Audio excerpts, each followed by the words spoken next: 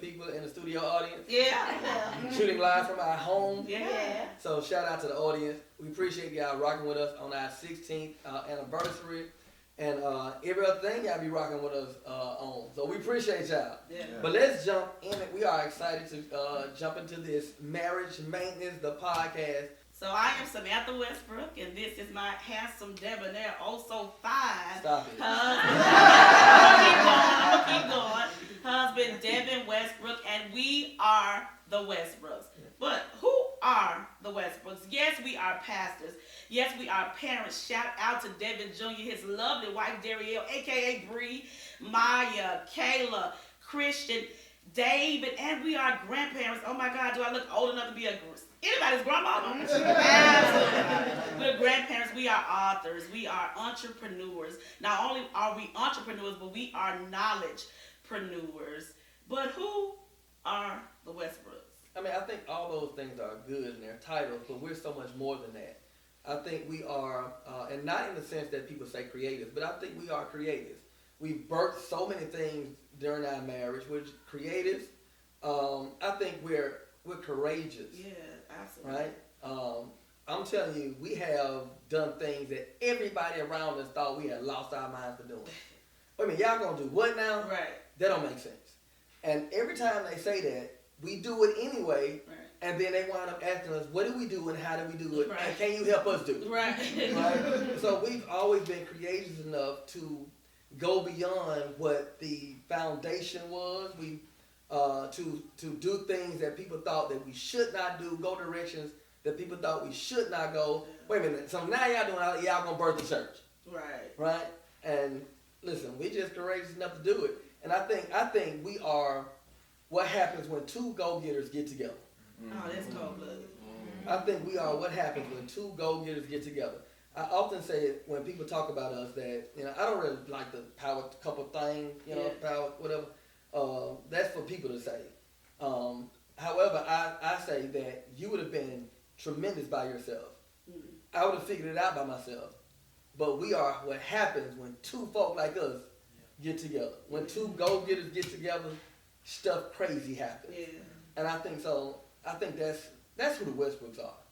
Yeah. Creatives. We gonna birth something. Yeah. Courageous enough to make it make sense when it don't make sense. Yeah. And we gonna make it happen. Yeah. That's good, baby. All right. So what is marriage maintenance? What is marriage maintenance? Yeah. We always hear marriage counseling, but what is marriage maintenance? Marriage maintenance is a call to action. It's what we needed year one of our marriage. No, day one of our marriage. We so desperately needed marriage maintenance. Man, we were pretty on paper, and we say this often, pretty on paper. We looked good walking together, but we were a dysfunctional, hot, ugly mess. We really were. And so God's so cold with it, y'all, that he oftentimes uses what causes us misery and turns it into our ministry. Mm-hmm. That's what marriage maintenance is for us. We have an opportunity, and even on this platform, to pour into couples, pour into people, to just talk about relationship. But you can't have relationship. We've discovered this without having a relationship. Mm-hmm. Everybody wants the oil. We want a good relationship. We want a couple of forevers, but nobody wants to change. Yeah. Mm-hmm. So we promote change. And marriage maintenance is necessary. It's like when you take your car. It doesn't mean that it's broken down when you go get an oil change, right? Mm-hmm. Same thing, we invest in fitness coaches, we invest in financial experts, but how often, when do you invest in your relationship? How important is your marriage to you? Mm-hmm. How important is your soon-to-be marriage to you? Because marriage maintenance is preparation for singles and absolutely mandatory, necessary for married couples. Yeah. Welcome to Marriage Maintenance with the Westbrooks. Kill the intro. You killed the intro. And did. It was actually 16 years ago, January the 20th, 2007. January the 20th, 2007, when we said, I do. Take us back. What was going on around that time? So you think of days like that. You think it's going to be pretty, wedding day, all that good stuff. Put a lot of money in this stuff, right? Quite the opposite for us. Because the night before, January 19th, I'm talking about we got into it heavy. We did. I'm talking about we got into it heavy. I'm talking about we left rehearsal. And I don't even know why we were together. You know, because we don't really have no friends but me and you. Then nobody take us out. They like, everybody split. We like, so what we supposed to do? Like, we just go somewhere together, right? Like, it wasn't I'll see you tomorrow. It's like, we just hanging. And so we went to our hotel room, and I don't even know, I ain't even planning to be there. I'm not sure how we got into it, but we ended up in a hotel room. But you didn't touch me. I want to put that out there. I had already touched you. Don't stay there. Don't do me. Don't even do me. Yes, you are. We slept. We were in the same hotel. That's when the Lord confirmed it. This is going to be everything clean all about it. I'm glad you gotta watch it. My bad, real. So we were in the same hotel room, but sleeping in separate beds. We got into it. It was chaotic. So we got into it something heavy, right? The crazy part for me is that after that, there was no talk at all of we're gonna call this off. No talk at all. I think even though we did not necessarily have the tools, we had the passion. We had the passion for each other. We were committed to each other. We didn't know how to talk to each other. Right. We were committed. We didn't learn how to communicate yet. Right. But we were committed. We were passionate about it. And some kind of way, we had something in us that we could get into it and bounce back. And I think that for us was the saving grace. Yeah. And so the next day, I can't. Did I go get my haircut? I don't even remember. Yeah. I just know the next day we went and got married, and it wasn't about nothing else but us getting married. We didn't care about who was there, who didn't come. We weren't tripping on none of that. But even then, this I think it's kind of a shot to who we are. Mm-hmm. Even in the wedding, we were birthing careers. Wow. We were birthing careers. Yeah. Because people that served in that wedding were not on national platforms. Right. We put them on. Yeah. Mm. We put them. We something like Ike Turner. Yeah. Once I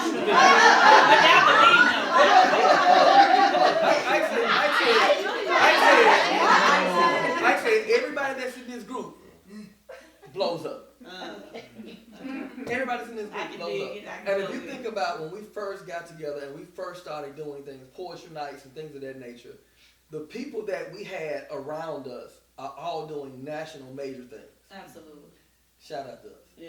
Let me tell you something. Music was so important to him that he wanted a live band. You know, we were early on marriage, but getting married, and he had me to take his wedding ring back to get a less valuable wedding ring so we could pay for the band. I was like, "Are you for real?" He's like, "I'm a band. We put that up, live music, live good music." Right. So I just thought that was funny. But I also want to throw this in there. It's just so crazy. He was adamant about paying for our wedding. We both come from very strong families, and he was just adamant about it being what we wanted and nobody else's vision for our wedding. So he was paying for my dress. He was gonna pay for the wedding. The amount for the wedding and reception, it never was debited out of our account. So I called, good old me. Hi, when are you going to take it out? They was like, when can we pay for this? If you make one more call.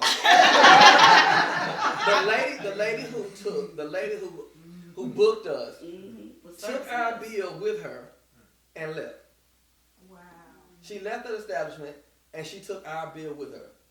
We didn't have to pay for a thing. Not one dime. I'm talking about plated reception. And I'm like, when you watch God move, you get out of his way. She calling.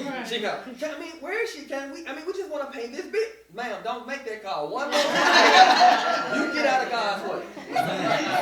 So that's totally my point. The hand of God has been on our lives since day one. Things that happen for us. I'm not bragging on us. I'm bragging on God. It's unheard of. You're talking about $10,000 bills, like we don't have it.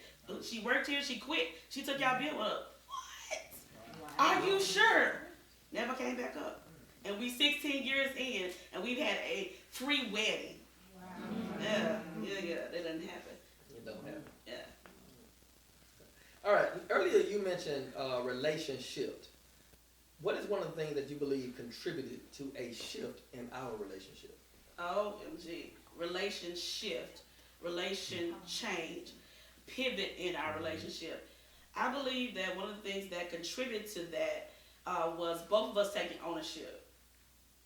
You know, I'm not always the problem. You're not always the problem. Sometimes I'm the problem. We both had to recognize that. We both had to admit that. And we both had to deal with that. Because a lot of times in relationships, we spend so much time and so much energy looking at what the other person does or does not do. Yeah. We can write a book, dissertation, you know, yeah, he needs to do this, he needs to do that. But honestly, what we need to do is get a mirror. Mm-hmm. What do I need to become? Who do I need to unbecome? Mm-hmm. Become and unbecome. So I think when we grasp that concept, look, we got to look within ourselves. We look at each other. Oh my God. But really, it was the mirror. The magic is in the mirror. The magic is in the mirror. I think one of the things that was key in us seeing a shift in our relationship is that we changed our focus. Yeah. I think we were looking for somebody who was a perfect model for it, and we quickly learned that somebody who was perfect was not perfect for us. I need to see somebody who understood process. Yeah. Right. Yeah. And so talking to the first guy I remember having a conversation with, they're like, oh, me and my wife don't never argue. Quickly, like, you're not the person I need to talk to. I need to talk to somebody who survived this. Right. I need to talk to somebody who looked like their marriage was over with and they somehow were able to reconcile it. Yeah. Somebody who had problems but could work through their problems. Yeah. Like, I think when I shifted that when I shifted what my vision was for, looking for that perfect thing, looking for perfection, I think that's when it changed for me. I was looking for you to be something that was just unattainable. Yeah. And so I kind of had to lower the expectation. Yeah. And that don't mean anything bad of you. Right. It meant I had you trying to do things that only God could do. Right. And I think once I changed my perspective, changed my focus, I think that's when things really, really, really begin to shift for us. That's good. Yeah. Let's do it. 7 things we've learned. The top 7 things. I'm gonna go first. Okay. Good. If everything is important, nothing is important. Ladies, you cannot nag your husband about every single thing. If everything is important, nothing is important. He's going to turn a deaf ear to you if you nag about you can't fight him on everything. That's my number 1. So me now? Okay. You kind of mentioned it earlier, but it's something that I think is major for me. When I realized that I was the problem. I'm the problem, right? I'm a preacher, so I got to go there, right? When Jonah figured out, y'all throwing all y'all stuff overboard, keep y'all stuff. It's me, right? When I figured out that it was me, I'm praying, God, fix this woman. Do that. You made her. You know what's wrong with her. Fix her. And he's like, well, what about you? Ooh. What you mean? What about me? Because sometimes we can buy the lie. Your family loves you. And here's the reality of it. They love you even when you're wrong. And if you mess around and start believing that stuff and buy into it, you start thinking that there's something wrong. Just like we think there's something wrong with the wife, something wrong with the in-laws. We think that side is crazy. What? Y'all putting sugar in y'all spaghetti? Atrocious. Right? Everything that an in-law probably does, you think, because you don't come from that. There are two realities that are clashing into one another. 2 lives crashing into one another. And even though both of them come from 2 different backgrounds, with 2 different ways of thinking, two different upbringings, I was believing that everything that you brought, outside of looking good to me and being a go-getter, it had to be wrong. So if something was wrong with us, because I know it ain't me, I'm getting it, I'm trying, I'm faithful. Like, shoot, she can say things that can't no other woman say. I ain't cheating on her, right? And I'm like, why you worry about her? It's you. It's you. And so once I began to kind of look at me and take ownership, and you mentioned that earlier, and take ownership for my part in it. Like, I actually had a part in it. Like, no, it was all her. No, you have a part. You have a part, and what are you going to do about your issues? Okay, let's say she did do something or say something do you have to get mad? Do you have to shoot back? Right. Let me jump into my number 2 because this was major as well. Okay. Being right ain't always what's right. That's good. Being right is not always what's right because earlier I had to be right. You wrong with that one. And I would fight you tooth and nail because I was right. And I've learned as I got older that, okay, if you say it's green, that's cool. It ain't important to me. It's not as important to me if you got to have that win. I'll sacrifice that because I want this. I'll sacrifice it because I want more for this marriage than to win this argument. All right. So I learned that being right wasn't as important as I thought it was. That was my ego. Yeah. That's good. For me, having that, I'm an independent woman. I'm a strong woman. Attitude was not where it's at. And I mean it just like I said it. I thought it was a badge of honor to be. I can pay my own bills. I can get my own hair done. I can buy my own car. I can get my nails done. I can pay my own bills. I thought that was a badge of honor, but I remember you specifically saying independent women need to stay single. Hello? So it's not that. Well, don't gloss over that. I said that. Yeah, you I said that. So it's not that as women we can't be accomplished, but it's the attitude, the heart posture. Because at one point, I'll be honest, I did think I was more accomplished than him. It's like I was. But when you're married, what you accomplish, he accomplished. Right. What he accomplishes, you accomplish. It's one. You're one. You roll as one. Right? So it was the attitude. And I really thought there was something. I already got this. It was really, Any argument, I got got the 2 degree. degrees. Let me go get some degrees so she can shut up. Let me go get it. Let me go get it so she can shut up. And I'm telling you, I was so driven on that. Now I wanted some degrees for other things, but I'm like, yo, I gotta so she can shut up. She can't hold it over my head no more. And I'm telling you, I was so on that. Yeah. I would. Now she's an English major. I would for undergrad and grad school, she could not look at none of my papers. English major, so she know how to edit them. Even now, she's editing the books what we do, right? I do other stuff, she does edit. You can't look at my paper. Because when I graduate, I don't want nobody to be like, oh, she did that for him. No, she did. All them papers for me. Everything I did in school was for me. But partly, the initial motivation was, oh, no, I'm sick of that. She can hold that on my head no more. I mean, I got a degree. So let me get one so I can say it too. I got a degree. I got 2 of them out there. So, yeah. It's true. Now I look back. Sick of it. I look back, it was just so foolish. I'm like, oh my God. That's really a place of insecurity, honestly. You have to always bring up what you accomplished, but who are you? You identify yourself by what you've done, because oftentimes we don't know who we really are. I got a business, I'm a boss. But who are you? Snatch the boss away. Snatch the business away. Snatch the degrees away. Who are you? So I had to find out who I was, and I'm better because of it. Okay, so my third thing that I've learned, to study your mate. Study your mate. Yeah. And I think the best gifts are the gifts that a person does not ask for. You get that knowledge because you've studied. You get that knowledge because you paid attention to words said. You get that knowledge because you watched them look at a commercial and they drift into it. That means you had to really be locked in to get it. And I thought I need to know you more than you told me about yourself. Because language is not the only thing that communicates. Body language does. Well, words are not the only thing that communicates. Body language does. Yeah.